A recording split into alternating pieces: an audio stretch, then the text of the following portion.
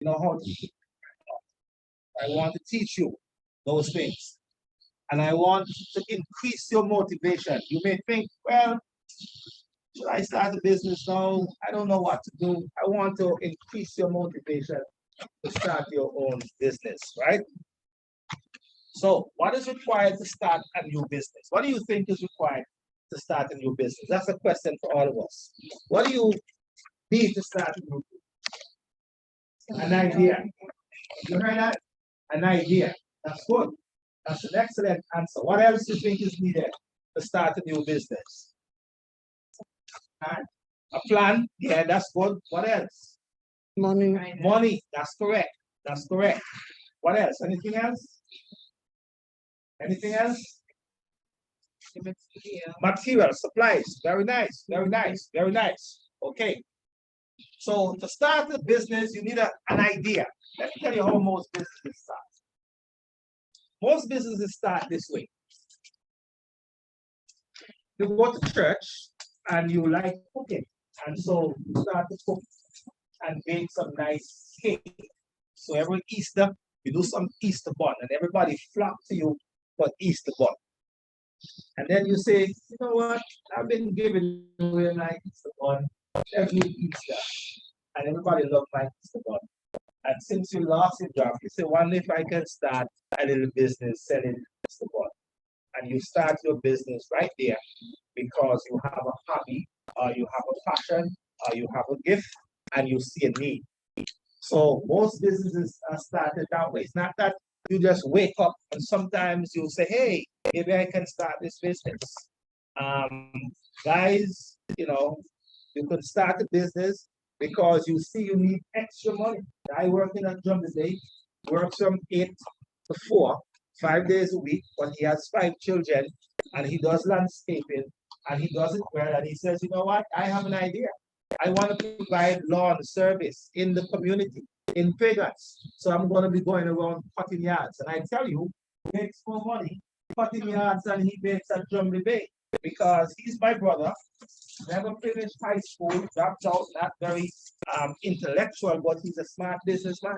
So I'm his brother and I can't get my yard cut, even though I pay $150 per cut because he has so many yards. Am I making sense? That's a business. He didn't have to go to set up, buy a shop and so forth, just buy weed, walk and garden. Because he has 5 children and he knows he needs more money. So I'm giving you ideas as to how to start your own business. Am I making sense? My mother had 9 children. Oh, father.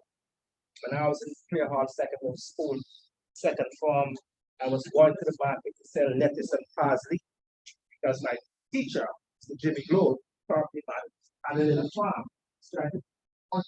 So he would send me to the market on Saturday, sell celery and lettuce, $2 a head for the celery, $150 for the lettuce. And I would get a little $40 to go home to help my mom. Am I making sense? So there are many ways in which you can start your business. And if you have grandchildren, you can use them to start your own business. Am I making sense? Child labor. Huh? Child labor. Yes, yes. Child labor. I know, but you have to listen. Let me tell you something. Anyway, we have to change that culture, right? And let me tell you something. The experience that they're going to get. I learned a lot of things as a young child, seeing how people move around the market and so forth and so on. And I told you about the story. I told you about the lady who came to my office in Jamaica, who ride in that ice box to move from Mandeville to Kingston. She's as smart as a wizard. And she learned that on the streets, because on the streets, you can learn so many things. So if you get the children and get them involved in your business, that will be very good. Okay? So you need a good business idea. You have to take some risk. You with me? Not all businesses are successful. So you have to make up your mind to take a little bit of risk. Okay, I'm taking a chance. You don't put all your life savings in there to start out. You go a little at a time because you're not 100% sure it's going to work. Am I making sense? Yeah. All right. And then you need access to funding, right? Now, here's what I will tell you on the funding piece. So part of what I do every single day, most of the time, is to lend money to help small business. Thankfully, government has set up the Entrepreneurial Development Fund. Since the fund started in August 2019, We have loaned over $4 million. And I'm happy to say I collected a check from the Prime Minister's office last week. $400,000 is going to get another $1 million to help. And when I got that money, I said, what if I did get something here for the corporate? Somebody else to get. Amen. Yeah. So you were on my mind. I smiled when I got it. You with me? So you need access to funding because everything will require some amount of money to start up. But sometimes, Granny, you always say, don't hang your hat where your hands can reach. But I'm going to teach you how to go step by step, right? And you need good management. My auntie used to say to me, drunk or sober? That's good management. You have to study the business to know what's going out or what's coming in. Are you with me? Because if you have left pocket, is money coming in, and right pocket is money going out. That means you're going to be bankrupt because you don't have enough money coming in and too much money going out. That's basics of finance. You don't need to know more than that. If when your money coming in, you put it in one bank, that's the incoming money. And whenever you need to spend something, take out a little and put it here. And if you're taking out too much to pay here and nothing is remaining here, so your business is trouble. Am I making sense? Yes. That's the basics of finance. All people used to do it before calculators. The shop floor. I mean, it's amazing. They have the little farming. They want to buy 2 extra little cow. They start to put aside the cow money to buy a cow or to buy 2 sheets. But if you have too much money going out, then you have coming in, then your business will not survive. Am I making sense? All right. No, just don't worry about everything else. You need passion and perseverance. You can't give up. You have to love what you do. You see, my brother, who's a landscaper, he loves what he does.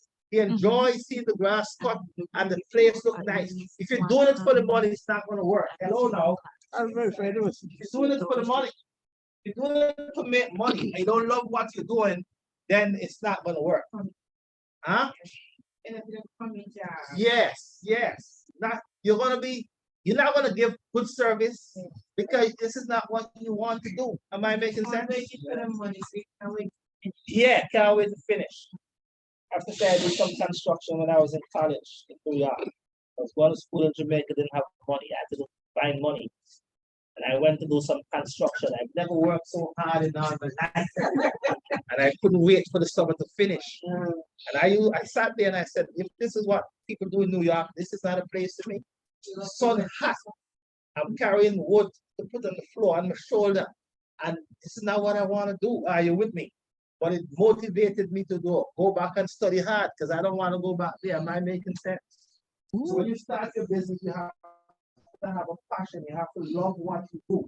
Enjoy what you do. When you enjoy what you do, you're going to be able to give better service. Persons will enjoy being around you and so forth. That's very, very important. So don't think about, I'm going to start a business because I think I can make money here. You don't have a passion for that. Food is not going to taste good. A lot of people sell food on the side of the road. Some won't taste good enough. Because they just want it. But those who have a passion for the food, cooking. Yeah, for cooking, tastes nice all the time. That's right. Okay.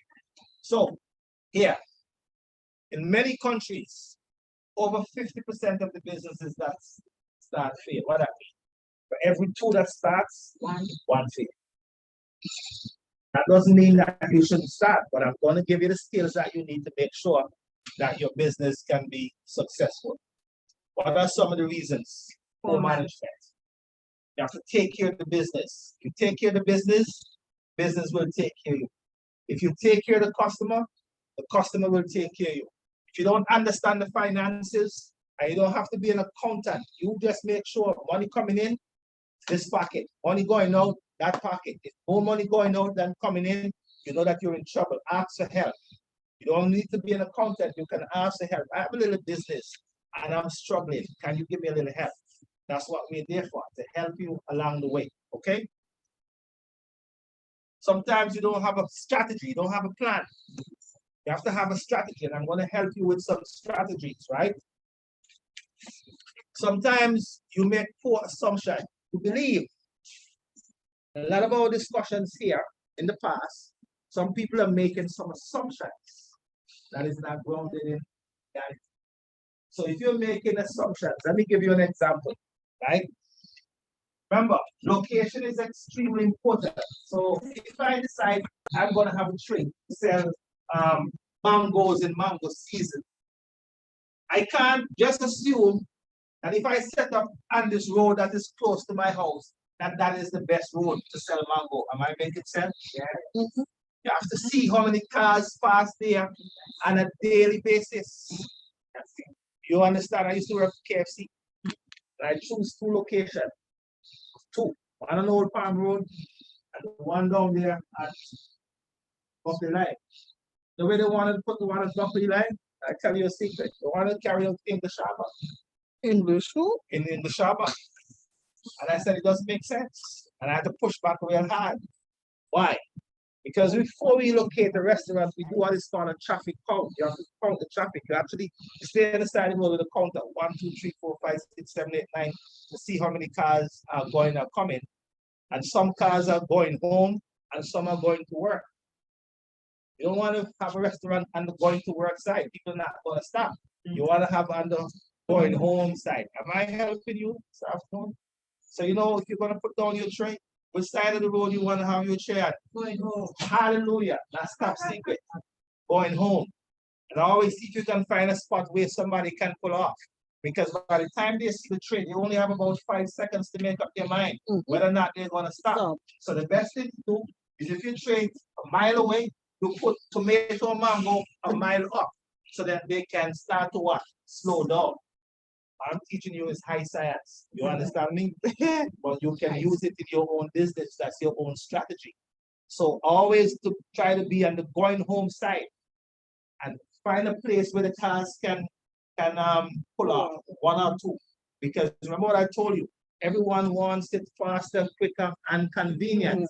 Not convenient for me to looking back to see you going to run inside of me. So I want to be close off the road. I'm teaching you something, giving you some good lessons. And you want the sign to be at least a mile up from where you are. So if you go to the States and you see 50% sale for beds, it's not outside the store, it's a mile up. So you can say, oh, that's a good idea. And I pull off because people are very busy. Talk to me. And I can think of a real life example Yes. about being on the right side of the road. Yes. I don't know how many of us live in the All Saints area or past that way. There are some Indian folks that sell just opposite Belmont. Uh-huh. Right? Right. So now they're on the other Other side of the road. And I can almost guarantee they're gonna make double. Yes. And they were already doing well from what I see. Yes. But they're gonna make double Yes. because of their positioning now. Yes. Yes. Right? And That's a very good point. Yes. something I just wanted to mention since Mhm. we're on business failures. Yeah. A lot of time, and I find it in Antigua, I don't know if it's a Caribbean thing or Yes. Black people thing, but you mentioned 50% of businesses fail. Mhm. And in my line of work, you see that sometimes. And I have to encourage folks that just because your first business has failed, that doesn't make you a failure. Indeed. And so what I see a lot, because the first business fails, they're not motivated to try something else. Yeah. Right? And so I keep saying, Indeed. business idea before they actually, when we say bingo, Yes. right? That's correct. So just because your first business fails doesn't make correct. you a failure. Indeed. That's Very good point. That's why. Yes, ma'am. Yes. If I open start as Yes. and I am here to everybody come here and too much or no, Yeah. check how much barbecue, Yeah. same type of barbecue Yeah. I am doing for the pop up all over Yes. Uh-huh. close by. Uh-huh. Right now the thing is vegetables are coming. Yes. You look all over, you see everybody's selling vegetables on the side. Yeah. Everybody. The other day I saw one on Aussie coming down on the outside road, not the going side, coming outside. And I was like, Yes. why? Yes. And you see, we live in a free market, right? So this is what we call a free market. The capitalistic system is that we can go and give competition to whoever we want to give competition to, which means that you have to be sharp at your game. Am I making sense? Yeah, so you know, and that's a good point. As soon as you start and people see you making a good little change, they say, let me go into that little market there too. Mhm. So you have to be what? Sharp. Yes. Yes, And that's innovative. correct. That's correct. That is correct. That is why 1 in every 2 business fail. Because a lot of people coming into the market, I might hear it, and it's competitive. So we have to make sure we stay on top of our game.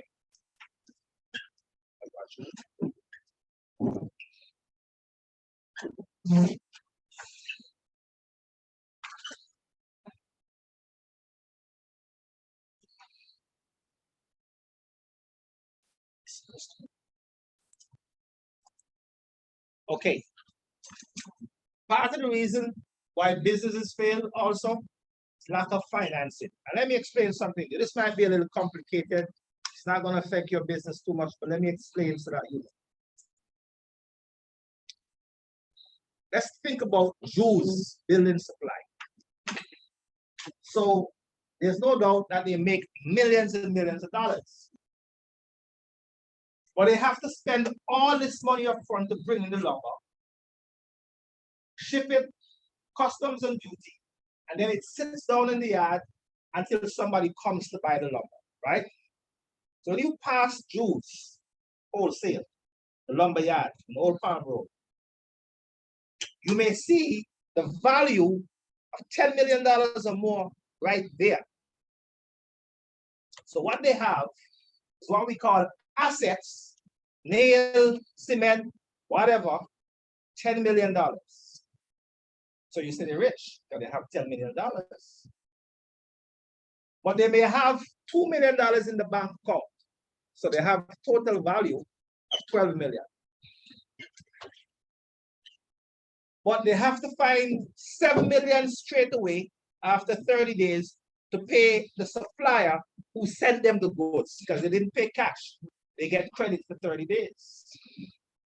So while they may have $12 million in assets, they only have $2 million in cash. But the guy overseas need what? 7 million. So while they are multimillionaires in lumber, business could be bankrupt because they can't pay the bills. Am I making sense? That's what this means. They don't have cash to take care of. It happens to a lot of people in shops. You have all the goods already paid for, but it is staying on the shelf. So you might buy a case of milk in a village shop, and the case of milk costs $30, and you can't make back the money until you sell off all the milk. But you may not sell 30 milk in a week.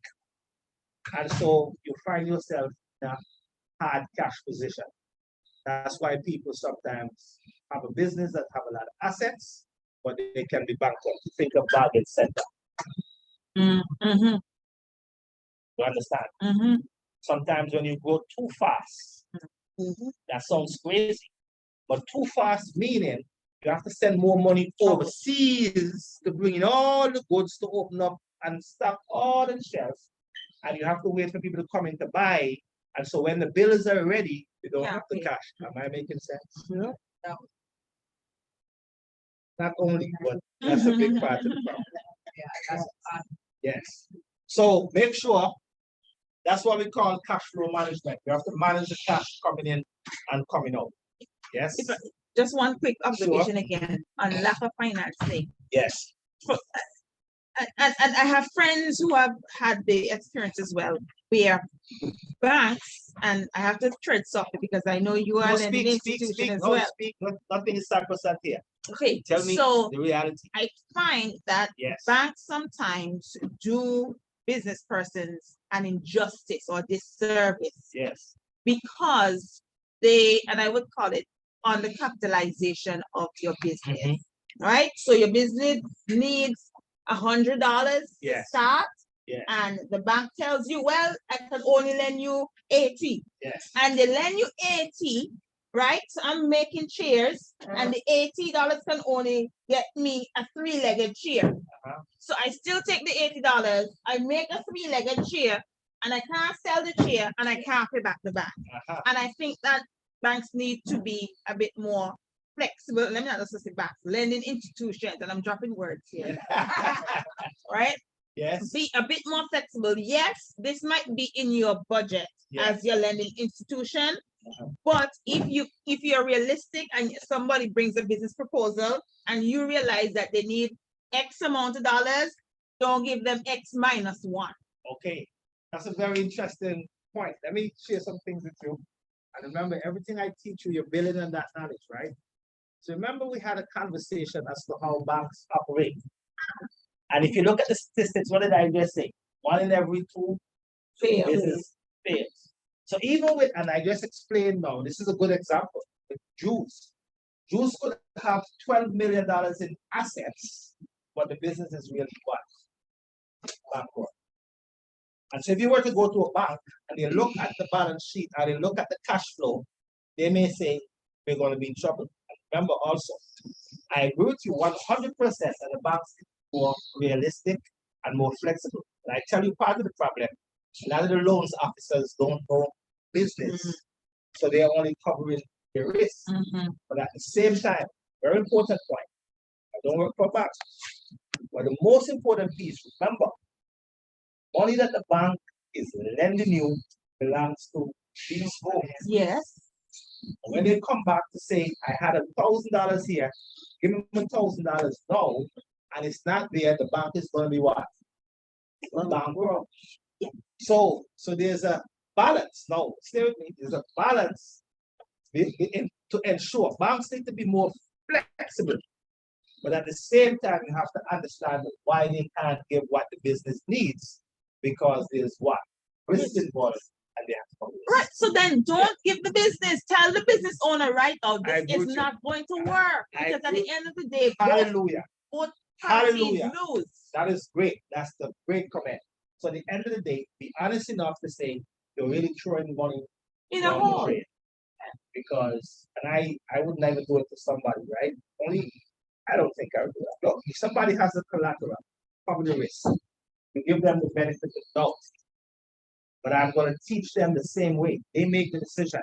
But you can't say I'm not giving you a chance as long as the risk is covered. Am I making sense?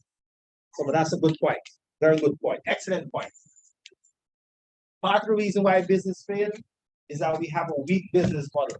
I'll explain to you what that means. Set up, Huh? set you up to pay to begin. Not so much. No.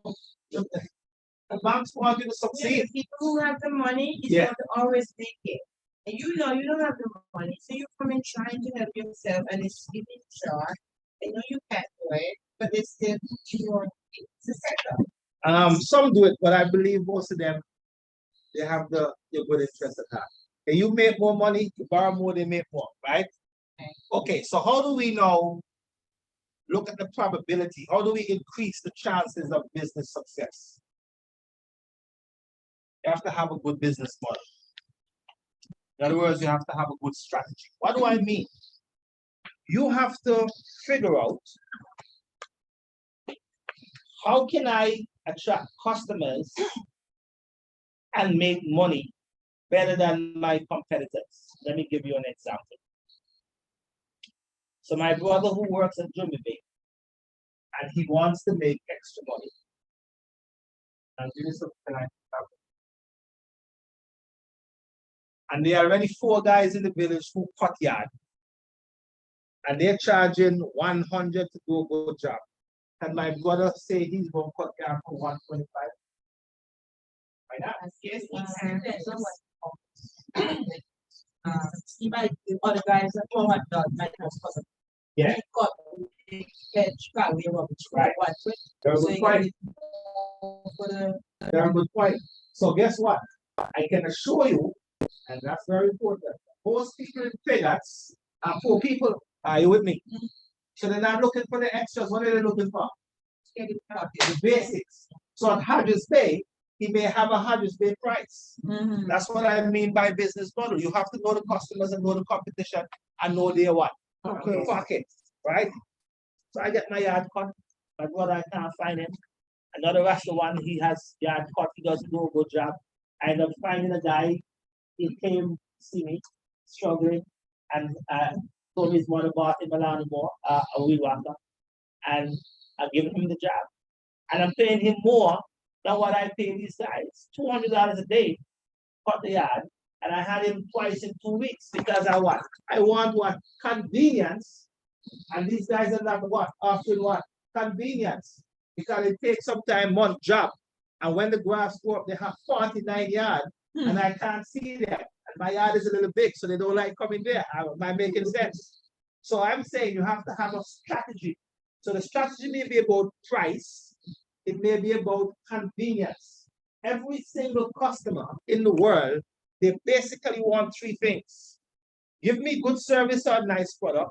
Give me a price that I love and make it convenient for me.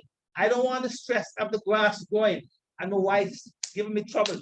So you be convenient for me and they're not convenient. Am I making sense? I want you to apply that to your business. How am I doing it better, faster, more convenient than the others? You hear me use that word all the time. Convenient. It's no good if you have the best pork on the island, but I can't get it because you're closed. Am I making sense? It's not convenient. It's not very convenient. If I'm at Hodges Bay and I want 30 pounds and you can't send a driver over, it's not very convenient. You don't have a store. Am I making sense? That's where you pay a little extra. Indeed, that's added service. It's called value added. Am I making sense?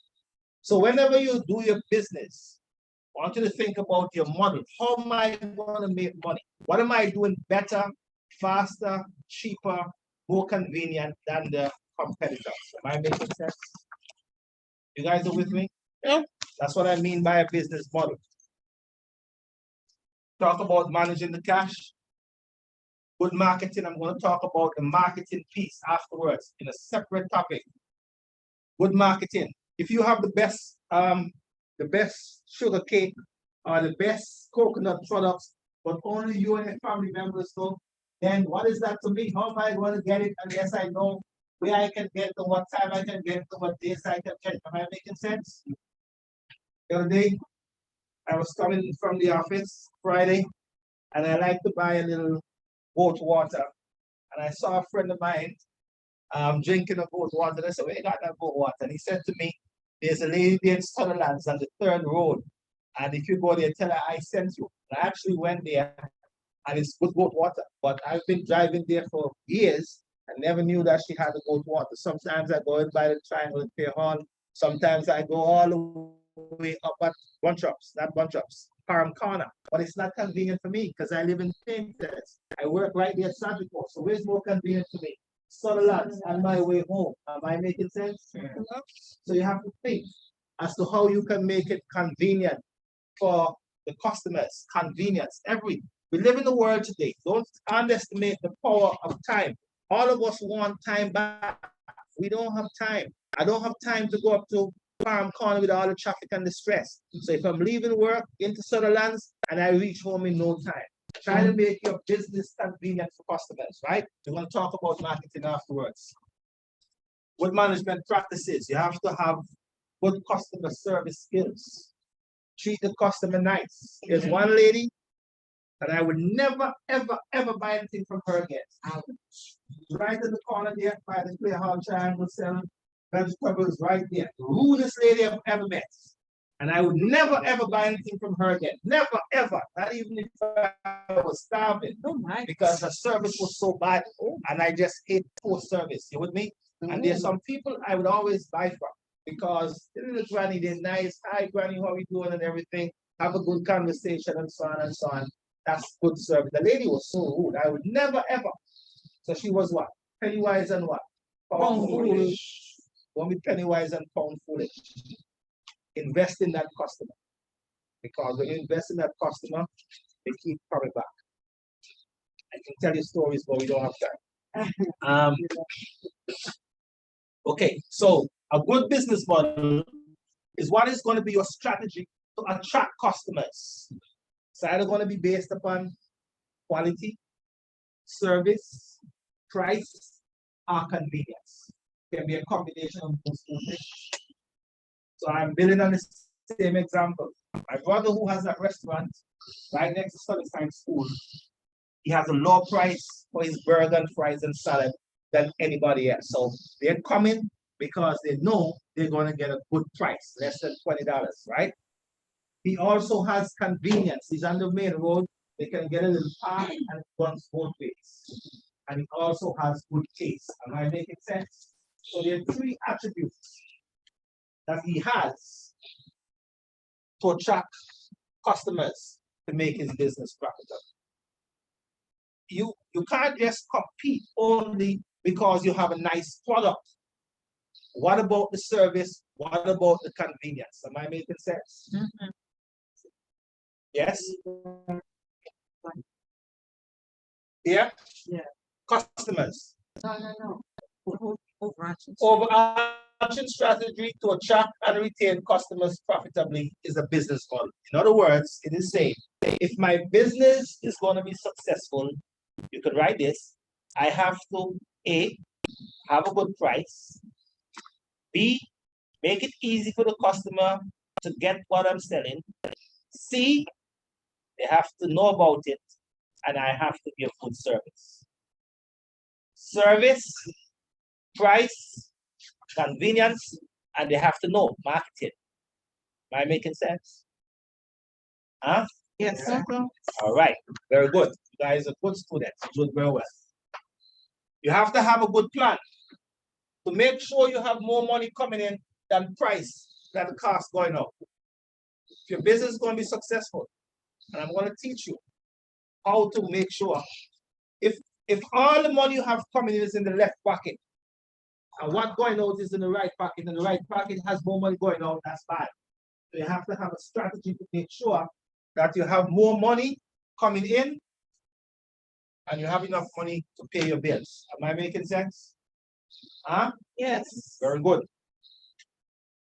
Good management practices. Love people. You can't be in service unless you're nice to people. Give them a smile. How are you doing today? How is the day? How is your... Look, we're human beings and we crave for relationships. Relationships is what we want. We want conversation.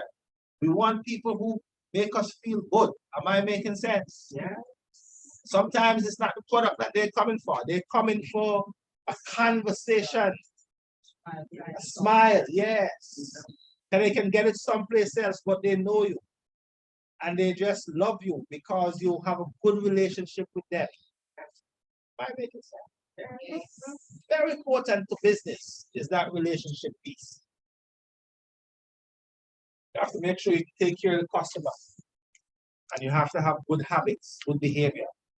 Now, what I find amazing, and I marvel this morning, there's a lady who has just started outside XT on the left side. Yeah, Chinese folk. That was amazing. That was amazing. I have a shop close. And I was looking for some food. So I dialed the shop. I didn't want to walk over there. So I called the shop, Robert. I said, Robert, do you have seasoned pepper? He said, no. I said, it's scarce. He said, I haven't seen any no. But the people them outside by XPZ, where XPZ used to be, they normally have. Sure bet, I went down there, 2-story, got a pack of seasoned pepper. And then I saw him with some, what they call a Scotch bonnet looking pepper, the hot one. But I only wanted one. So I bought this thing. I said, can you give me one of those? And he actually opened the stuff and gave me one. That's good management practice. But what they had was consistency. I didn't drive there and they were not there. Am I making sense? Yeah. Oh, hallelujah. You're never going to drive by Barry on a Friday or Saturday and not find him there. So you need consistency. The Jamaicans are very good at driving consistency.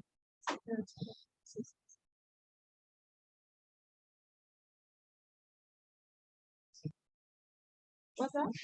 Really? You're coming up for class? Okay. All right, no worries. So you have to be consistent. And if you're not going to be consistent, you have to let the customers know. Okay? So let me tell you what that means. And maybe he knows this because it's work at the hotel.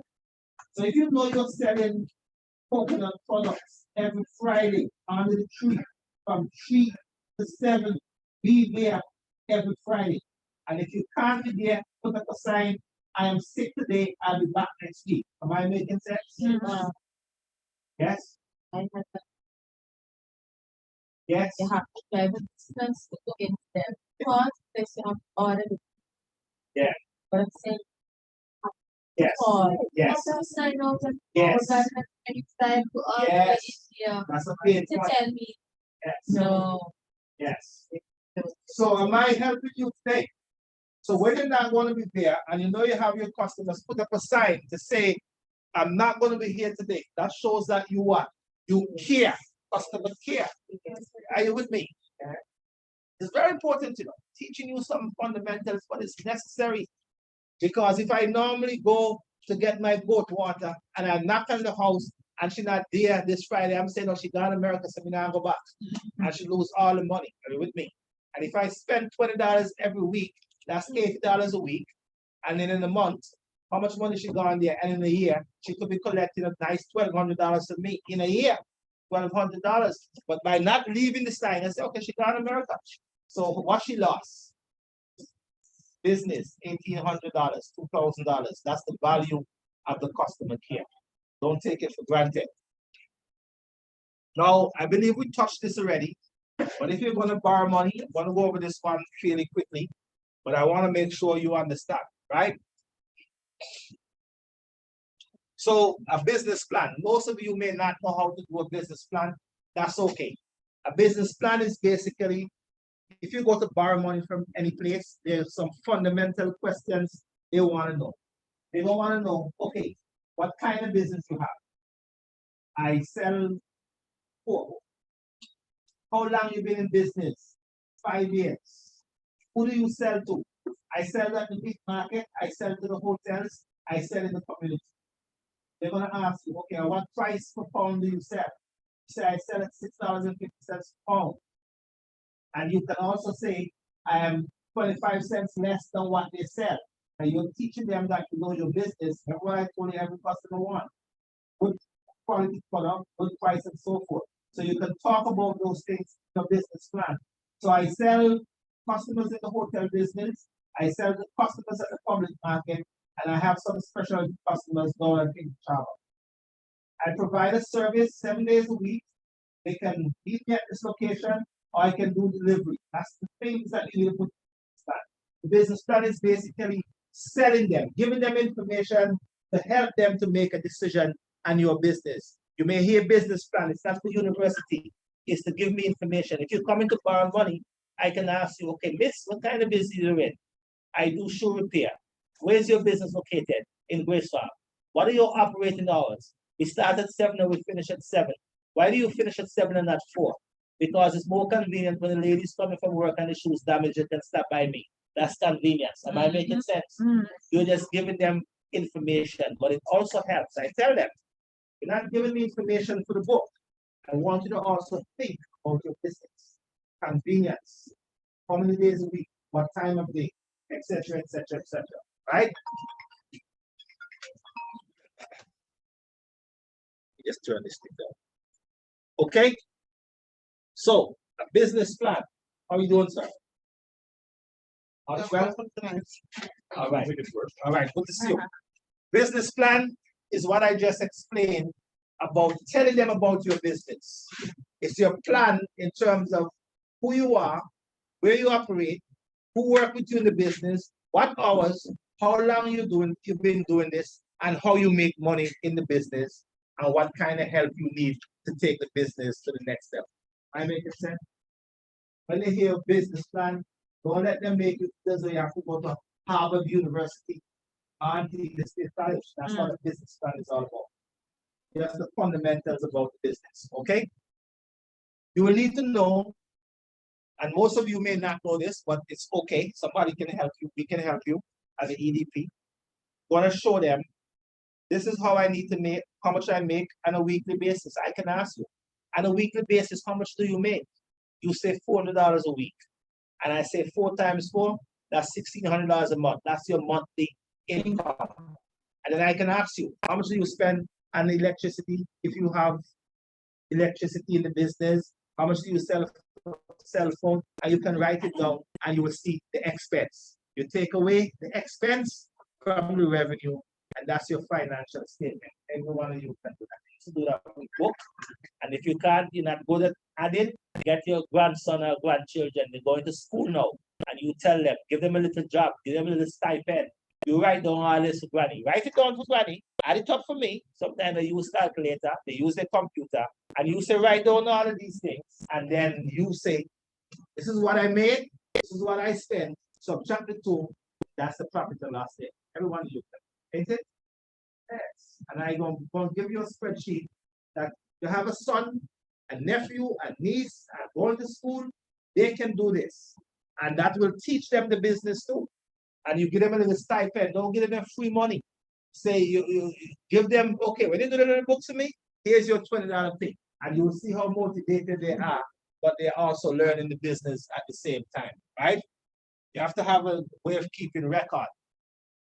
And the lady, Miss Addie, had a little shop, and she actually make a black and white book. And every time she sells something, write down $5, write down $10. Set. She's handing up her websites. Better than that. I make sense? Like, every day is not the same. Depending on your business, Fridays might have more sales than Friday and Saturday might be your biggest days. And if you have somebody in there working for you, and you notice that every time they work, the money's small, what's going on? Huh? Something that's adding up. You understand me? Every day the money is not the same. If they're on a Friday, they're bringing in Tuesday money, Monday money. You know something, because every business has cycle. Friday and Saturday when you have more people. Monday and Tuesday tend to be slow days. Am I making sense? So that's the final strategy, right? So far so good, right? See here, number 4. If your business model does not work, no one will lend you money. And they want to know that you have a good strategy to be able to say, I'm going to make enough money to pay the bank back. So I love you with all my heart and soul. Right? Now, if you don't have a good business idea, I'm going to tell you, it's not going to work. But if you have the security, if you have the land and the house, I'm going to pray with you and I'm going to cry with you. And I said, do you really want to do this? Because it's not going to work. You say, yes, it's going to work. And I'm going to pray with you. Yeah. But ultimately, I'm going to let you. That's not right. right. Huh? That's not nice. It is nice. I'm praying. Look, if somebody here, remember, I'm a human being, and I'm making a judgment based upon what I believe, based upon some income. But you may believe to your heart and soul it's going to work. And as long my job is to cover the risk, meaning that I'm not losing the government's money. But you know it's not going to work. No, but I could be wrong. Let me explain. That's a good point. Yeah, listen, that's a good point. Look, it's a good point. One of the most successful businesses in the world today is the company we call FedEx, right? Let me tell you how that company started. That company started with a young man, dropped out of college, and at the time he wanted to start the business, carry package overnight. Everyone laughed at him because they use fax and telegram, right? And he said, why would somebody send documents overnight when they can send it in a fax machine or a telegram? That don't make sense. Didn't make sense to anybody. But he had a passion and a desire, and he believed that it could work. So he borrowed money from his parents and started the business and proved everybody wrong. Am I making sense? So the point I'm making here, I'm talking about some ideas, but it's an inexact science. Steve Jobs and the guy who started Apple out of a garage, they dropped out of college to start Apple, which is one of the most richest companies in the world today. And let me explain to you, Apple don't do market research like some companies. They just go on what they believe is the right thing to do. They don't do market research. They go and they sit down and they discuss and they implement the strategy. Why am I saying that?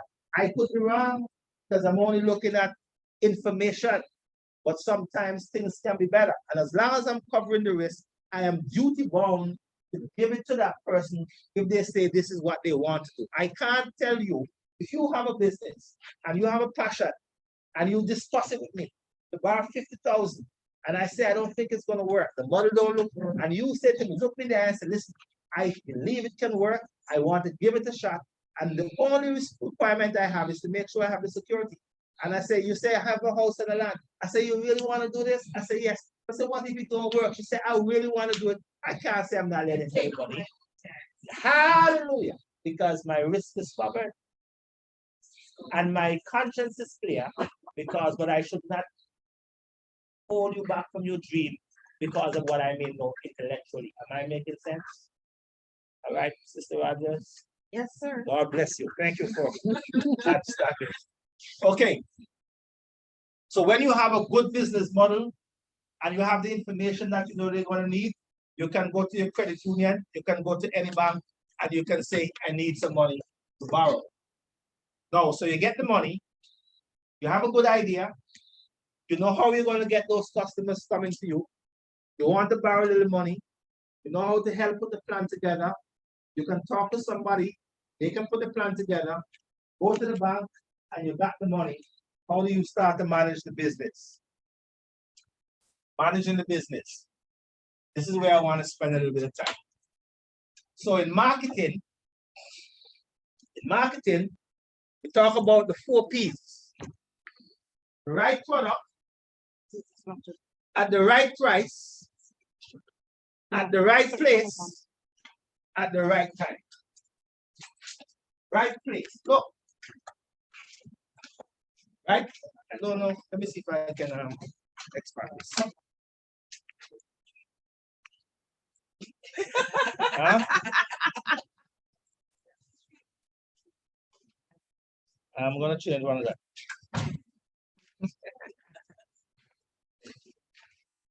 You see that now?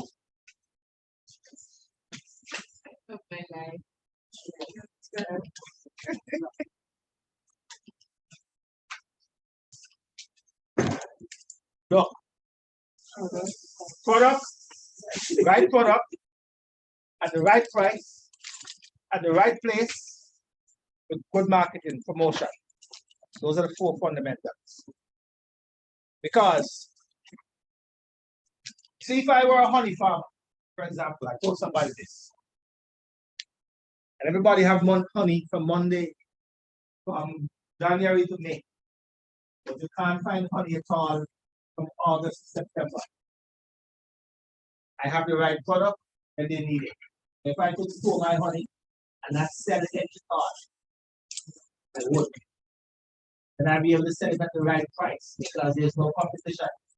Am I making sense? And they can get it when they need it. That's space, convenience. And I make sure everybody know when honey is yes. There's only one man who can go find honey. Let me tell you something. God bless you. Let me tell you something. There's a guy right next to XPZ, right? And he's a very smart man. We went to school together. You can't say he was an intellectual. He does a lot of things. Very smart young man. Very smart. But let me tell you what he told me. So he sells coal on the side of the road, right next to where XPZ used to be. Coal, burns coal. And I saw him the other day, and I said, how is business? He says, business is good. I said, business is still good, even though XPZ is no longer there. A lot of customers come out to buy at XPZ. He said, yes. You know what he said to me? Very smart. He says to me, business is good enough because I always have coal. So even when I'm not on the side of the road, they can call me to get coal. I give an example of somebody now says to sell coal. Somebody went to them to get coal, and they say, I don't have any, but I bet you this guy has. Am I making sense? Liability. Indeed, indeed. And that is good for that person because you're ultimately, the customer will come back to you because you're also helping the customer to go and solve a problem. Am I making sense? So it's not about the money. It's about the customer experience and you're helping them to solve a problem. Maybe they have a family get together. They want to do some barbecue. They come to you who they normally buy coal from. And all you can say, I don't have any. But you can say, I don't have any. But Mr. James in Vegas, here's his number. That's good service. Am I making sense? So that's good. So make sure. Marketing. You want to have a good product. at the right price. In, It's good just have that. Sometimes customers come and ask, yes, I say, yes, I say, oh, you have so I say, then he, and I got further yes, that is good. That is good. that sense. Yes, that is good. That makes you a very valuable provider of services, and they will come to you. Very good. No, but no, no, no, no, no, no, no, no, no, no, no, no, no, listen up, listen up, listen up, no. No, listen up. I like what you just said. Let's tease this out. Let's tease this out, because that's a very important point you make, right? Listen carefully. I want you to listen carefully. Very important. Make a very important point. Let's do some math. If a person spends $20 every week at Barry's restaurant, $20 every week, let's say call it 25 to make it easy math. So he's spending $100 there every week. Every month. Every month, yeah, every month, $100, right? A month. $100 times 12 is how much that? 1,200. $1,200. And let's assume one day he comes and you don't have what he wants, and you know somebody has it, and he decides to go there and take away your business. What does that tell you about your business? Ah, hallelujah! Hallelujah! Hallelujah! Same thing. Same thing. So you now have to relook and see what you're missing. But remember, this is a very important point now. When a customer comes to you, you're trying to solve a problem for the customer. What is my problem? I'm hungry. I want a meal and I want it quickly. And if you can't solve that problem, or somebody can solve it better for you, then you're going to be in trouble. But when you can go above and beyond to help a customer, I did a customer service training at Curtain Bluff Hotel 2 Mondays ago for the opening of the hotel. And I'm talking about customer service. And one of the persons asked me, Curtain Bluff charge an average of $800 a night, right? $800 a night, very high in the hotel. I'm speaking about customer service. And I asked the question, somebody asked the question, if a guest were to check in and the guest was told that the room is not ready because there's a leaky bathroom, what would you do? That's the question. And I turned the question, what would you do? And listen carefully. The manager says to me, somebody says, send him the Carlisle Bay. The manager says, I will not send my guest to Carlisle Bay. No, but the hotel was fully booked. Oh. Fully booked. That's what the manager says. So you have two prices. When I send him down by the beach, tell him to drink fruit punch until the room fits. It's $800 a night. So I hope it, right? This is a person who's traveling from probably works in Wall Street. He's traveling to Florida. And he gets to your hotel, and the room should be inspected first. And he finds something wrong with the room. And you send him down to the beach to drink fruit punch complimentary until you get the problem. How is that possible?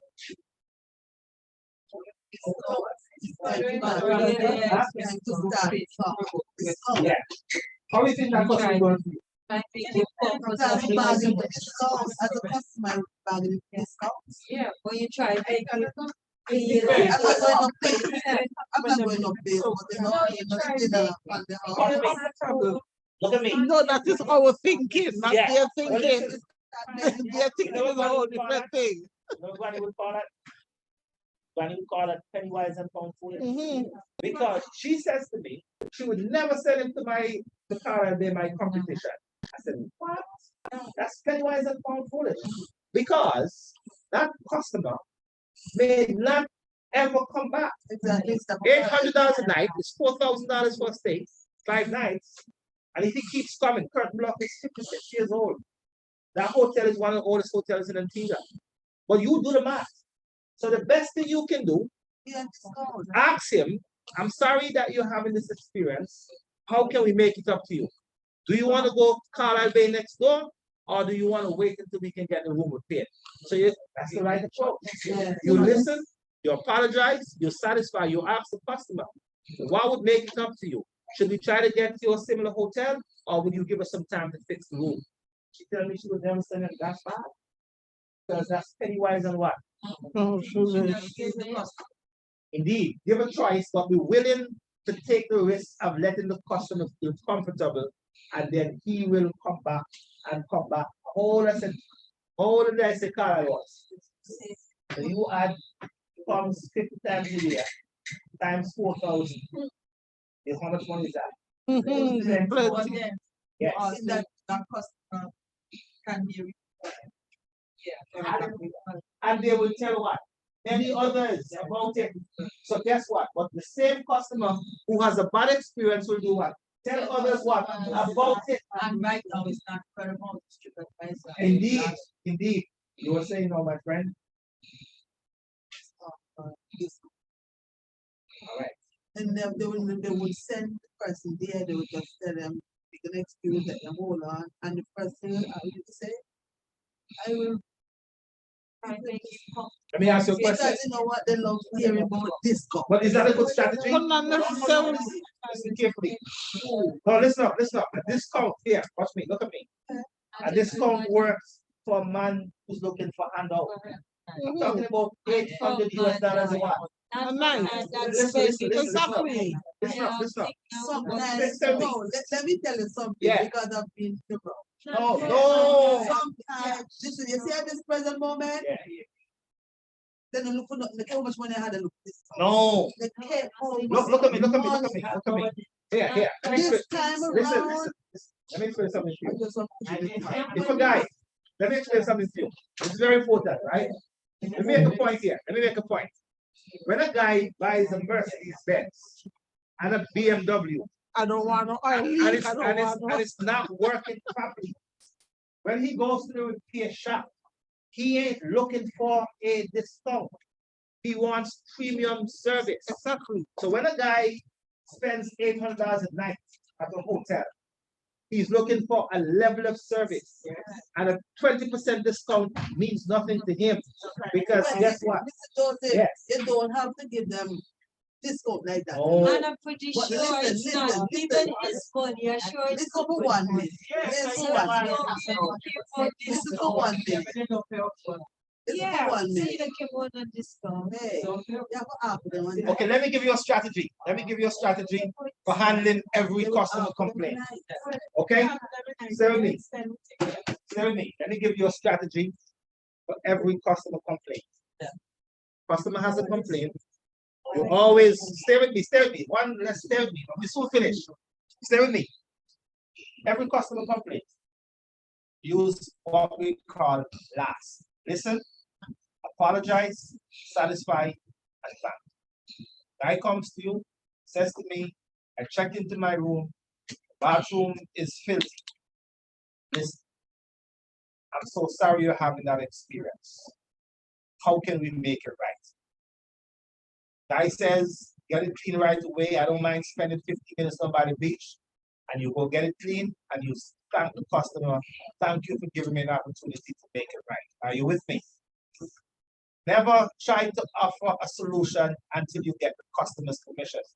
How can we make it right? I understand that this is important to you. You listen. Room has no soap. I understand that the soap should have been there. How can we make it right? Get me a soap in 5 minutes. Thank you for bringing that to my attention. Is there anything else I can do? Every customer complaint is the same strategy. Listen. LAST, last. Listen, apologize, satisfy, and thank. Listen. Sure, no soap in the room. We normally leave soap in the room. No. You listen. Mistakes. Yes, you apologize. Oh, I'm so sorry that the soap is not in the room. I'm gonna get it. I'm gonna teach you. Yes, immediately. And then when you finish putting it in, thank you for putting that to My my attention. work all the time. Now lose my fat. Mommy, I bought you a coconut and it tastes as nice as the last time. I'm so sorry it did not meet your expectation. I'm gonna give you an extra little one this time to make up for the last time. Thank you for bringing that to my attention. You think I wanna spend money? Yes. Oh, yeah. Mistakes happen, but if you listen, apologize, satisfy, I and know these people can tell you, and I'm going. You're 100% correct.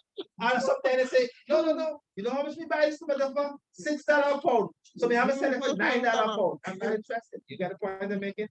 So always, I'm giving you that strategy. Listen, apologize, satisfy, and fact, right? But on the marketing piece, right product, right price, good promotion, and place. Place to me is convenience. Go ahead. Okay. Yes. Yeah, well, okay. So my, now we have a work. Yes. Have a- Yes. I know they have, Yes. I can know when they have. Yes. Get on the bus. By the time they get on the bus, sun hot, 12 o'clock sun, air condition. Yes. No shade there for the windows. So, energy. Yes. Shirley, why isn't it so hot? Check everything, you know, people, and they come on. Just find some. For the whole trip, every time they get a chance to complain, the bus that smell good. Can you get a better bus? My feet is not holding the road. Oh, the driver is not. Then this that. They complain for the whole day. They complain. I would give them something else. Because you know what? Most of the time it's something to get back a refresh. Here's what I tell you. Right. Here's what I tell you. No, hold on. I'm saying to you that most persons who come in the cruise ship are on minimum wage or better. Most people who come to Carlisle Bay are extremely high end. But So- then, Mr. Joe. No, Mr. wait, Joe, Sim. you know when No, they stay. have- No, listen. Hear me.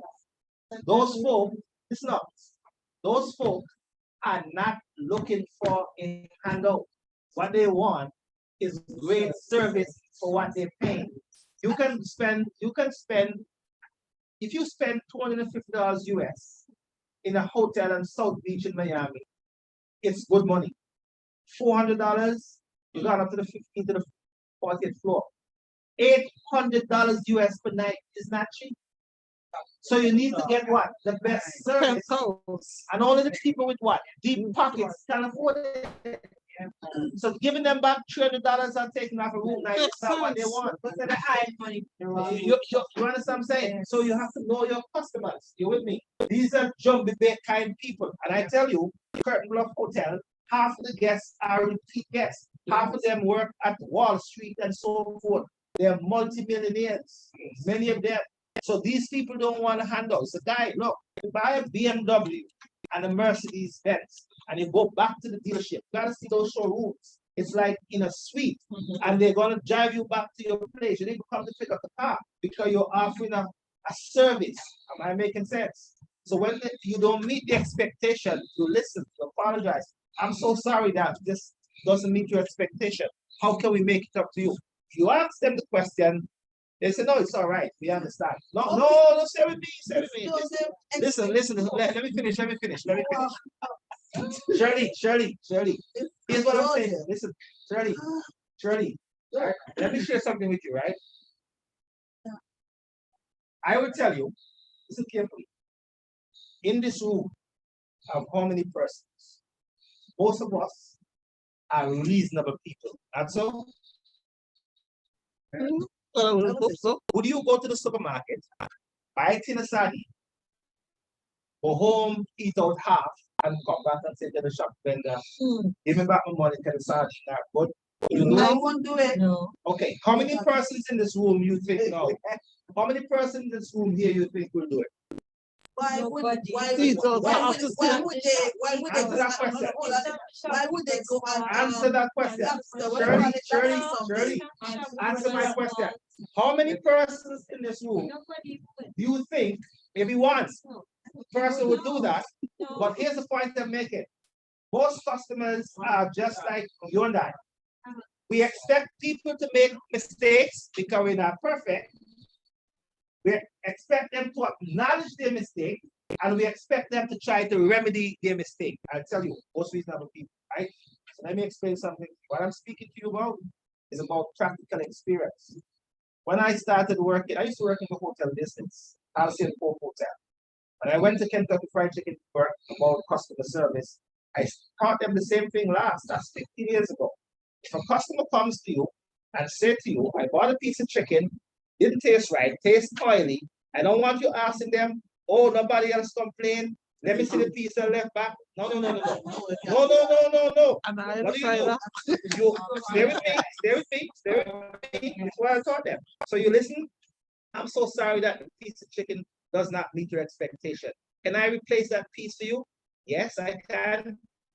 Here's another piece. Hope this is to your liking. Thank you for bringing that to my attention. That's last. You know what they said to me? They said, Joseph, you're crazy. You don't know Antigua people?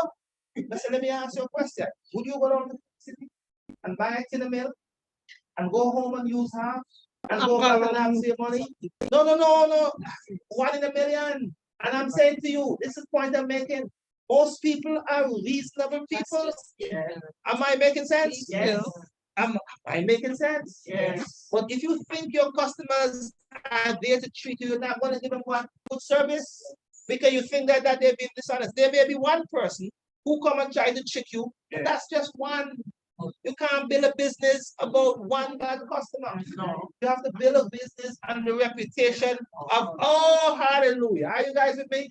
Yes. Very important, especially for your business. Look, there's some people who are dishonest. There's some people who cheat, but it's not the majority of people. Even when a person poor, they would prefer to beg than to go and try to knock the sardine and carry half or put a roach in there and go back and ask what's in the sardine. Am I making sense? Shirley, I can't manage you. Shirley, so product. What is unique about your product? What is unique about your product that you're selling? You have to think about what we call a unique selling proposition. A lot of people sell chicken, but what is unique? 11 herbs and spices, original recipe chicken. Find something unique. What is unique about Barry's barbecue? He used all his herb and spices from his garden, so the stuff is well flavored. It's not a bland hamburger, like they just throw it on the grill and it's not flavored. Am I making sense? Make your stuff unique so that somebody said this is consistent, right? It's different. Yes. Yeah. Yeah. Oh, big word. I want to make it a small word. Just one word. Make yours different in a nice way than the rest. That's all I'm saying. Yeah, you understand me? If you're selling hamburger, we all selling hamburger. Let me tell you something. This may sound like a crazy idea, right? One of my first jobs when I left school was at US right at the hill, right there. I used to catch the bus at the Johnson, and I used to go in by Larry, and the place still operates today. He doesn't operate the place, right?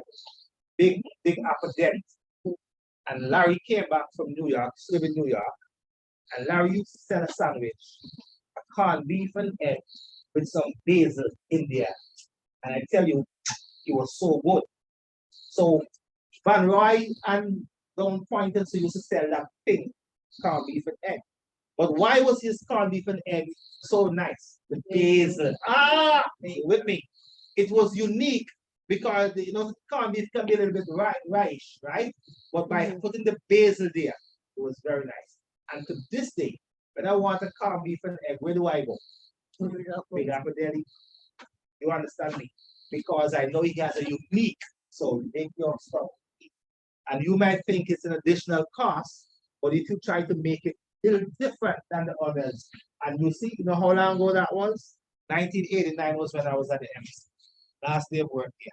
And guess what? I still remember 30-something years about his product being unique, and I still have it. Am I helping somebody to make it unique by doing something extra to differentiate the product from the rest? Am I helping somebody today? Yes. Yes? Yeah. Yes? That's great. That's answer the question again. Ask the question. They didn't hear you. Right now. Yes. Price. Yes. Presentation. Many factors will come into play. Customer service, Man, so reputation, And presentation. presentation, convenience, and price. And everybody have them. Yes, hallelujah. And that is a great question because for some people, price is the biggest motivation. When a person is struggling to make ends meet and they need the okra, they just want the best price. Am I making sense? So for one person, it may be the price. For one person, it may be the reputation. I always get my vegetables from this lady and they're always nice and fresh.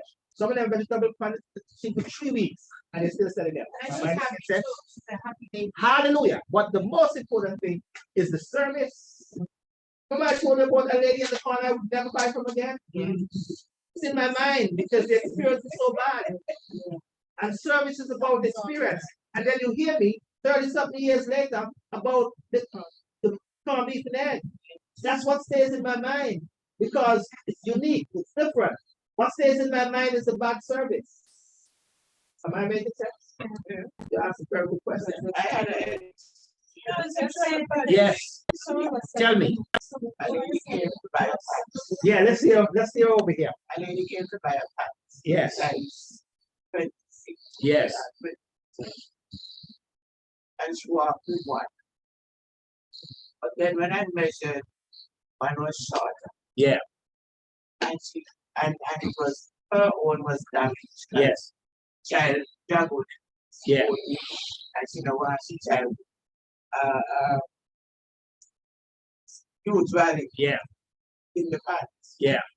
So after measuring it, I realized that it was short and it's shorter.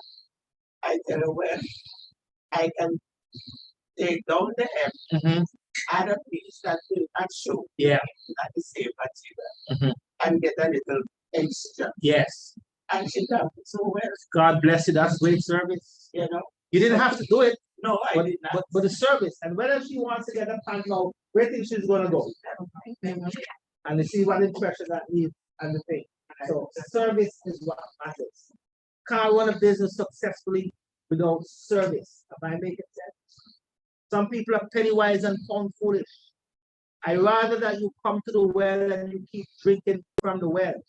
Because if that one customer who came back with that piece of chicken, a meal box was $10, and he never comes back, I would have lost $120 a week and about $700 a month a year. Over 10 years is $7,000. For one piece of chicken, I'm throwing away $7,000. Does that make sense? All the people that Yeah, we're coming there. All right, so we're tracking together. We're making good sense. So in order to run a business, you have to know your target. Who wants my product? And you have to think backwards, what price are they willing to pay? Remember, a lot of people I meet, I'm not saying you can run a business where you have one coming in here and more going out. This is all make sense. But you have to know what is the right price and what is the right margin. Let me tell you my strategy today. Let me tell you my strategy, right? And I said it to you before. I have a business since 2016. That business was started when I started sending my children to college in Alabama. I was working, my wife was working. And I realized that the money in the bank account kept going down. So I asked my wife to make a budget. She teach math, but she wasn't making the budget, so I did it myself. And I discovered that half the money going to Alabama. So I say I have to start a business out of the need to be able to make some money while they want to be away from kids. My strategy is very simple. No one has the right to buy anything from me if they can get it cheaper somewhere else or more convenient. Why wouldn't it come? Am I making sense? So my strategy is, so I sell many things, anything that carries a logo, anything that caps, t-shirts and so forth, PE uniforms, the schools. I only started selling PE uniforms the other day to the schools. I can sell to the schools a PE shirt and the pants with the logo school shipped from America to Antigua, $27. What I'm saying? PE shirt, shorts with the shirt and the logo for the school shipped to them $27. And penny US, including the shipping, the shirt, shorts, and the shipping, clear customs, the 27. I never used to sell to the schools, but I felt sorry for also. But when I discovered they were selling $60 and $70, I said, it's crazy, let's make sense. Right? But here's the strategy. Why should they buy from me? Because I'm getting them the same product, see a nice t-shirt, I can get the same shirt at a better price and you can bid. So you have to find a way to have a strategy, sell cheaper, better, and better service. Am I making sense? I don't advertise because most of the business I do is to schools or to business and so forth. So what I'm teaching you here from experience, am I making sense? Yeah. So I'm giving you practical examples and I've learned along the way. So it's not like I'm teaching without having a real business. Since 2000. Business is still in the States. I am not there now. I just order everything online and ship. I can sell digging spots, special security spots, buy a lot of digging spots for me. I Yeah. can sell digging spots, deliver to them for less than $160. All the uniforms at the hospital, the scrubs, the nurses' uniform, top and bottom for less than $150. Am I making sense? So what would I do? Yeah. My application. No, it's a very simple thing. No, it's a very simple thing. So, in individual orders, I normally do corporate stuff. Big business, because it doesn't make sense to do a But you're gonna bring in. not really bought. So my business model is simple. Let's say a hospital in uniform, I do. So they may be ordering 300 shirts, 300 pants, because they have big stuff. I give them a price and I know it's cheaper than they can get from Amazon. To me, the rest of the West Indies, all these little shirts, 500 shirts. If I go online and the price is $40, I'm going to give them for that at $30, so they save money. So I'm just saying, find a business model. Find a way that you can give a product at a good price that they need to come back to you. Remember, we had a long discussion along the way, and I'm going to teach you some things. Know your target audience. So my business is not for an individual person. Why? It's going to cost you the same amount of money to ship one shirt as to ship what? 500 shirts. So that is why the bulk, that's why you need to have a cooperative. Because when you pool your resources together, the price comes down what? Significantly, and everybody what? Benefits. Am I making sense? Am I making sense? Yes. So I could have a store. My wife told me to open up a store, but I said it don't make sense. If I open up a store, I'm gonna have to rent the building, pay electricity, pay a worker. Doesn't make sense to me, right? I mean, my price will have to be what? Higher.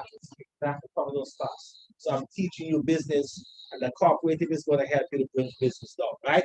So I know my customer target, they're mainly business people, not individual persons. But if you want me to bring some t-shirts for you, I could bring some t-shirts for you, give you a nice gift, okay?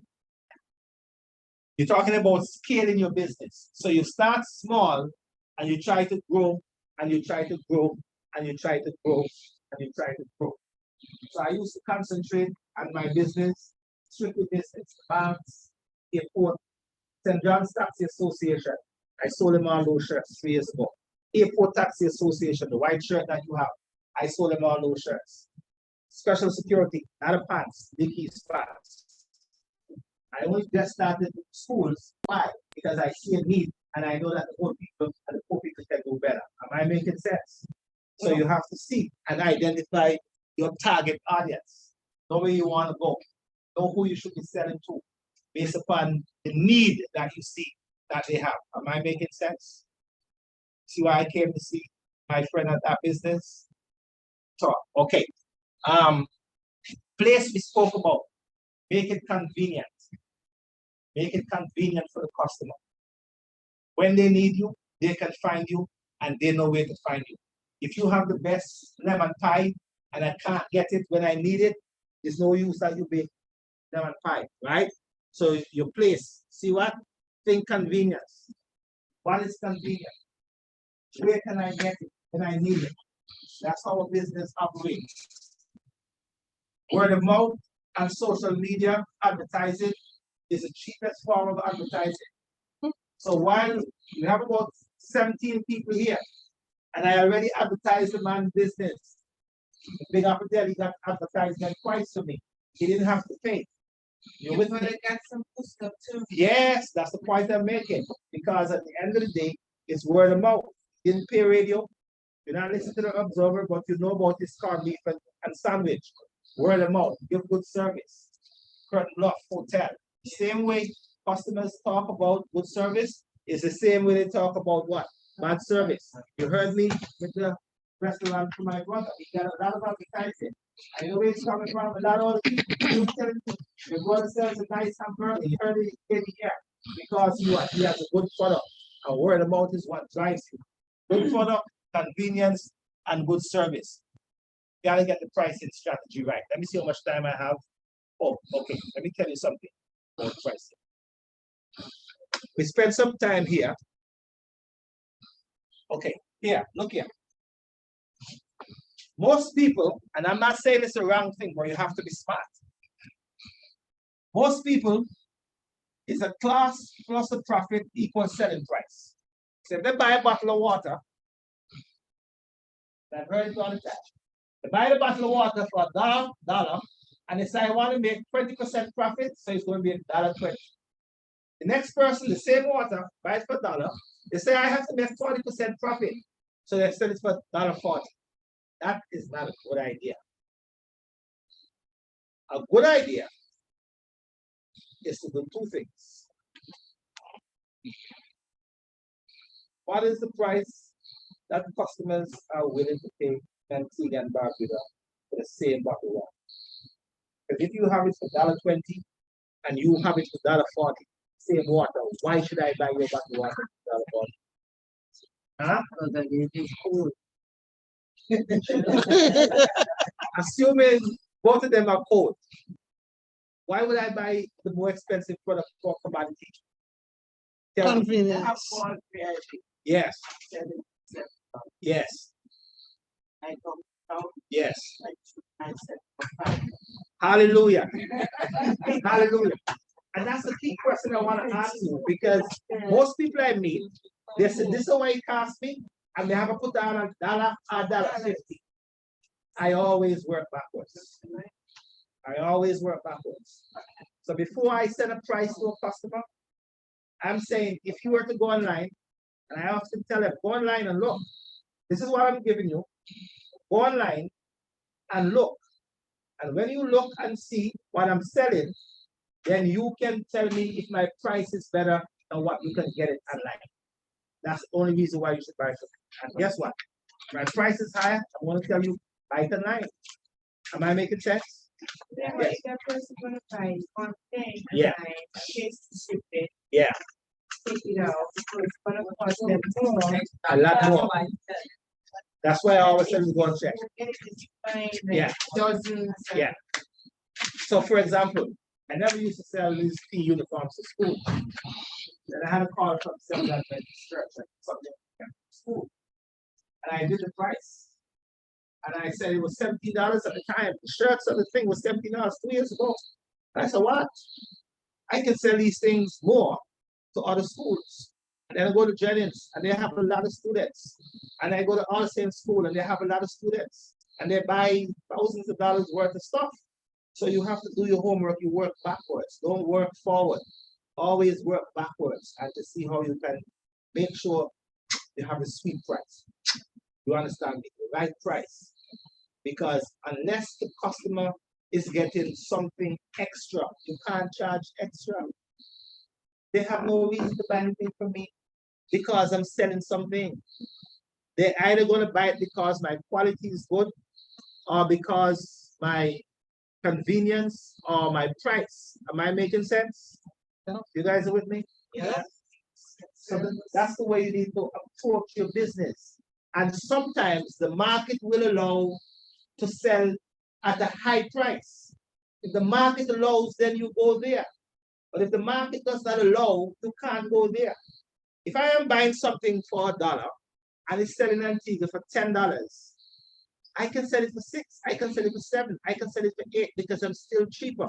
Doesn't mean I have to sell it for 2 because I know what the market will bear because ultimately it's the customers who will decide.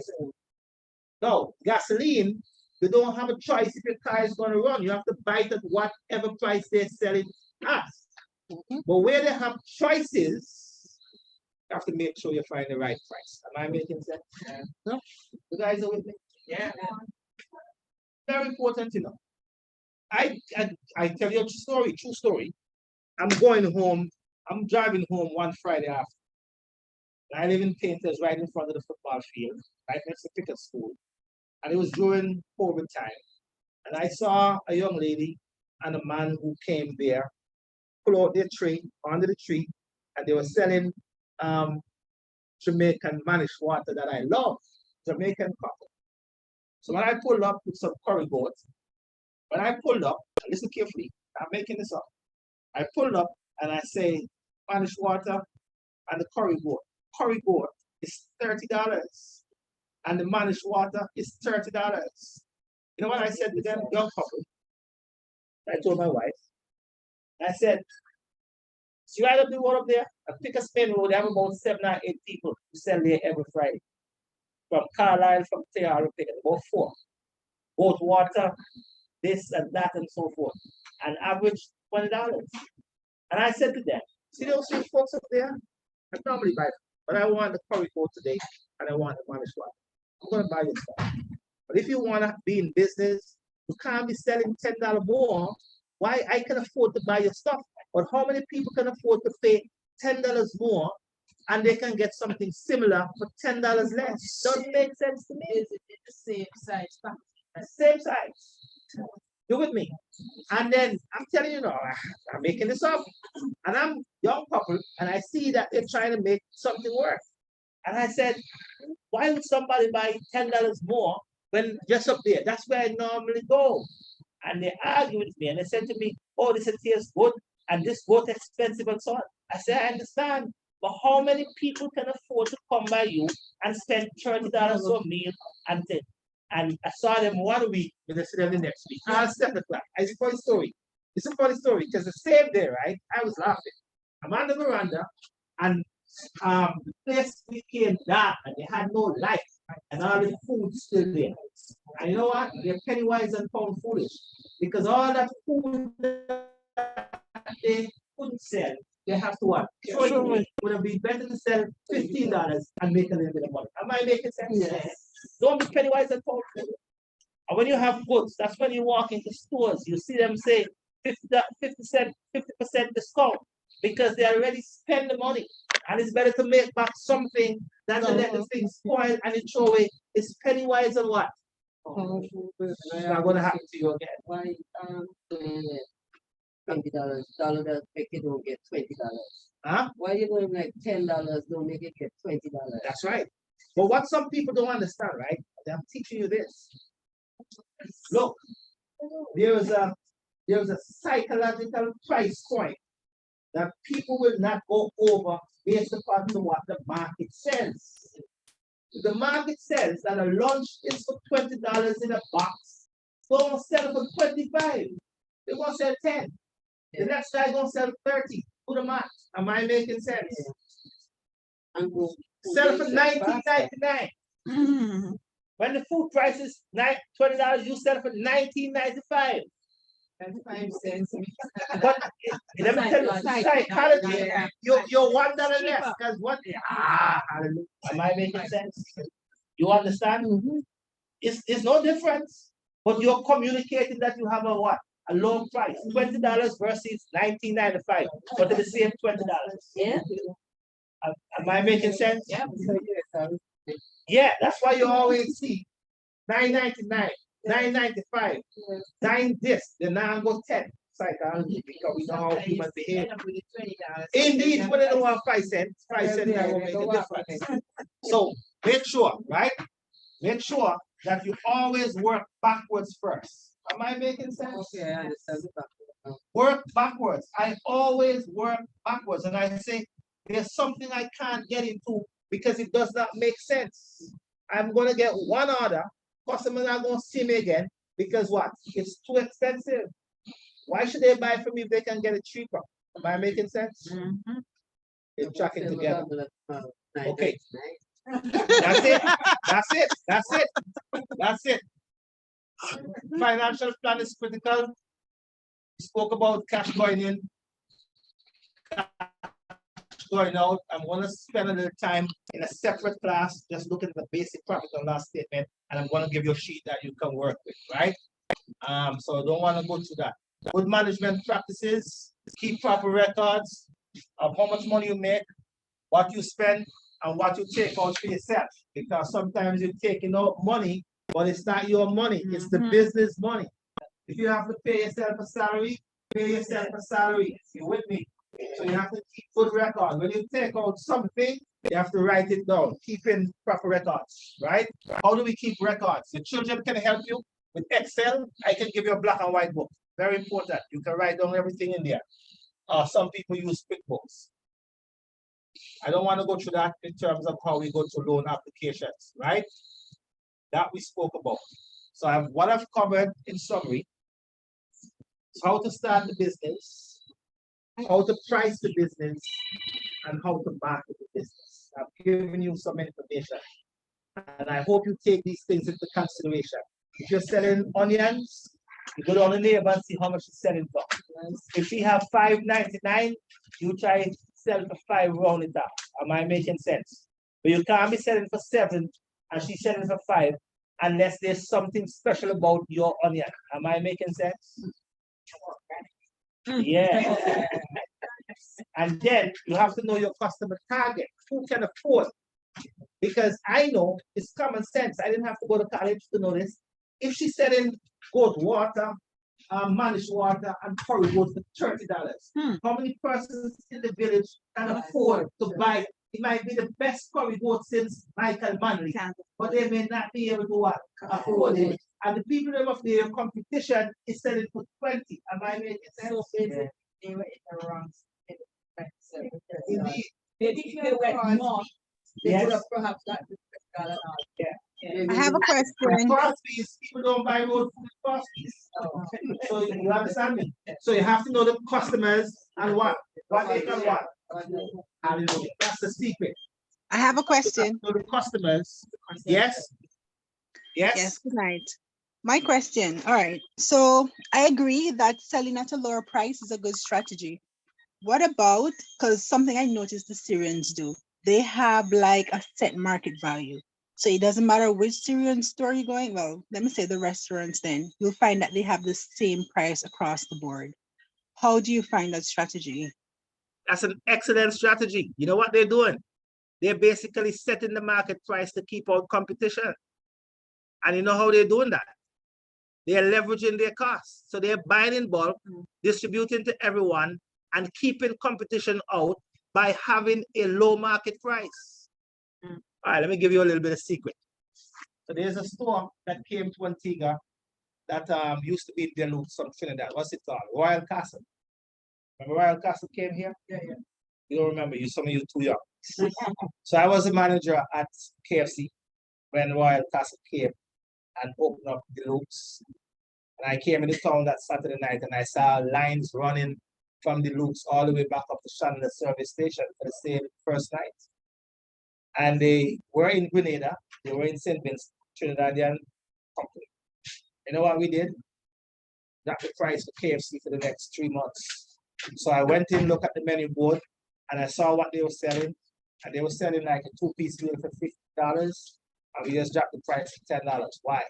Because at the end of the day, better tasting chicken, better recipe, better brand, at a low price. Why should they go there? And in no time, what happened? They closed. So the Syrians are trying to do the same thing. They're trying to set the market price.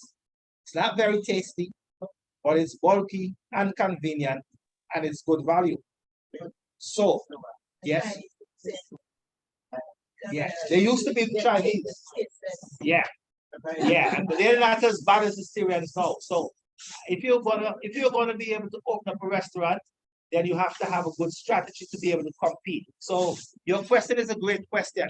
So, what they're doing, and that's very good question, they're basically setting a market price to say if you, and what they're doing is a very good strategy. They're saying the market price in Antigua for a lunch meal, filling lunch meal, not so much taste, filling and value is at this price. So if you were to open up a restaurant, I'm going to be selling at a higher price.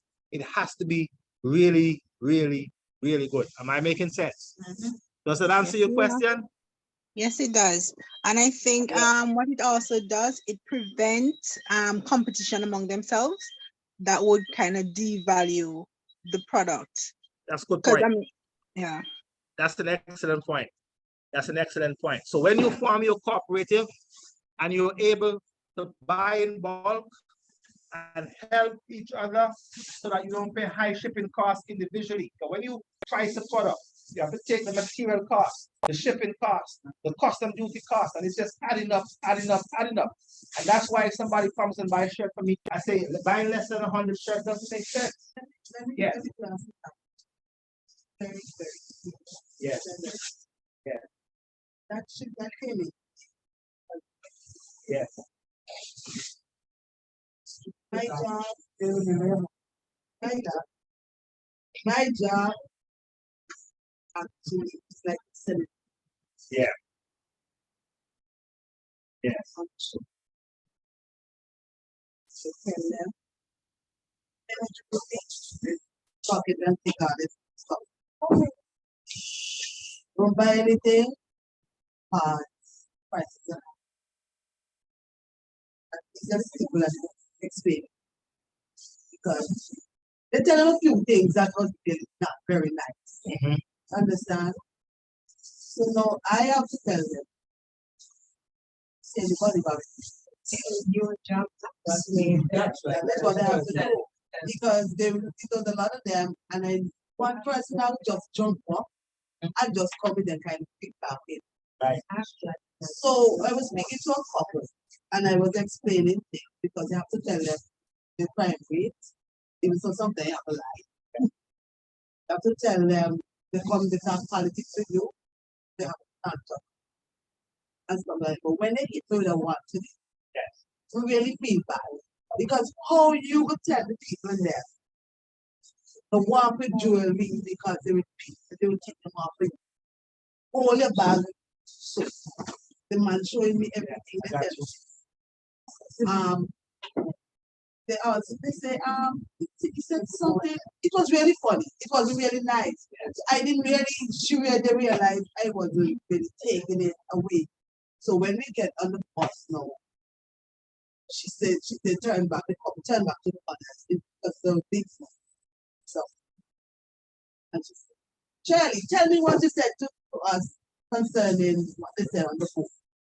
So I asked them, what is going on? Can't buy from outside because they're too expensive. And they find all sorts of negative things to tell them Antigua. I think maybe tourism needs to do something about what's happening. All right.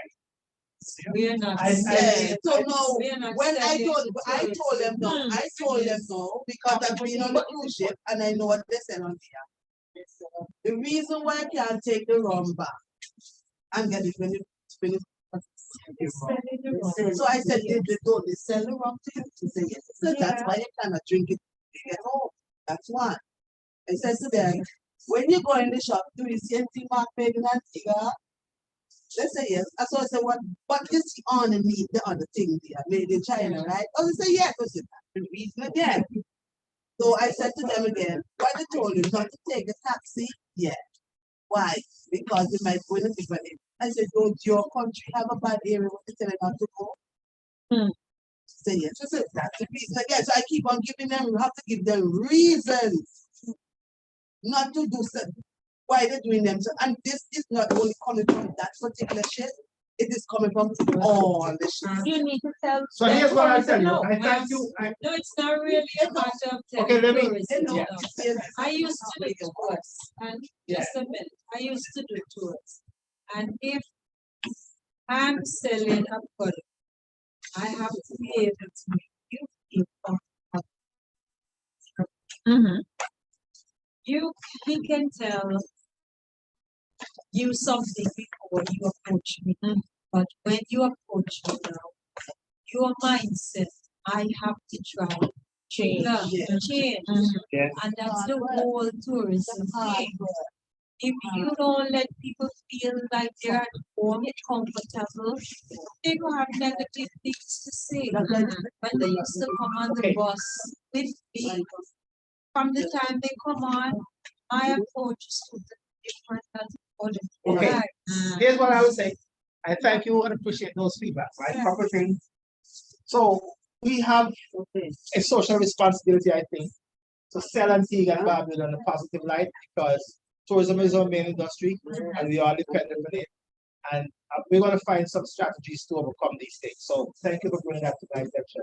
What we need, I mean, the reality is, yeah, I was in Heritage Tea today, as a matter of fact, and I went into a store and the store owner told me exactly the same thing. The price in Antigua is high, right? But that's for another time. I thank you for coming today. I hope, have I been helping you any at all? Yes. You like, you still Thank look you forward to very coming? much. All right, we're making good progress. God bless you. And I'll see you next. I see you enjoy your holiday tomorrow. Yes. Get some nice rest, and I see you next Monday by God's grace and permission. Okay? Amen. All right. Bye-bye. Thank you. Thank you very much. The sessions have been very good. And Thank you thank so for much. your knowledge.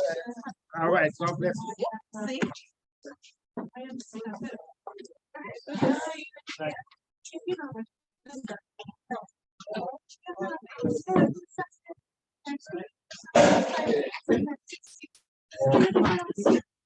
Have a good night. Good talk.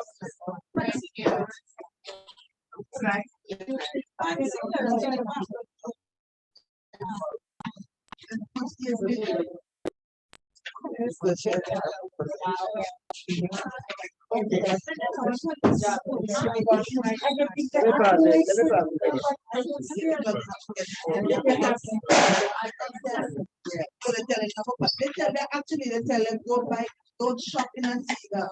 Shop in tell them that shop in Antigua. Right? They tell these are things that they tell you. They brief you on before you come off the boat. So that automatically will change some people's mind from going to see the place, which is not good like that. Because of that, they put it in the mind.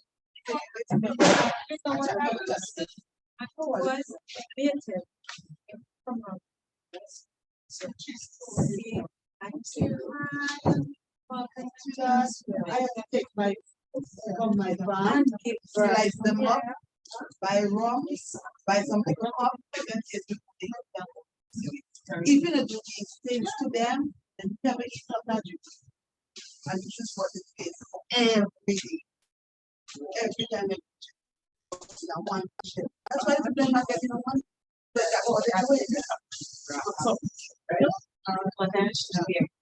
Where have you been? What is the time that you need to ask? I told you that nobody answered night to the home. So And you get to work. And you tell them to go by the tell them that.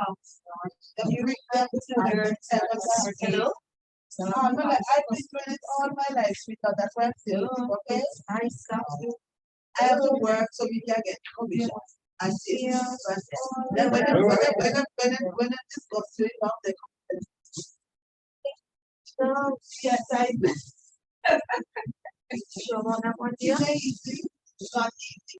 And when this, I'm not saying that poor people don't go from share with the tell. Money people go from money people, real money people. I'm bet some of the investors come back to Antigua and Barbuda. They get all the information of one. But then tell you, you know, we can come back to Antigua. Yeah, so I just play.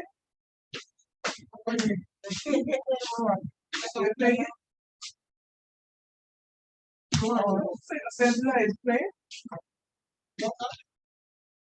So where are you sitting? Where are you?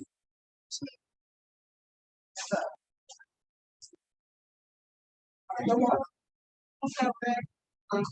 What is the name of this one? Outstanding. So we go right. Oh. I am leaving this like also I want to. They want me to go home. So I it has a name. Right about it, like if I Jordan.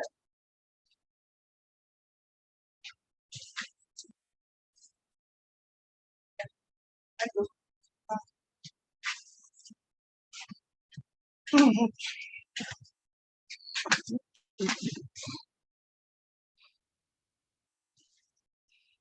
Alice.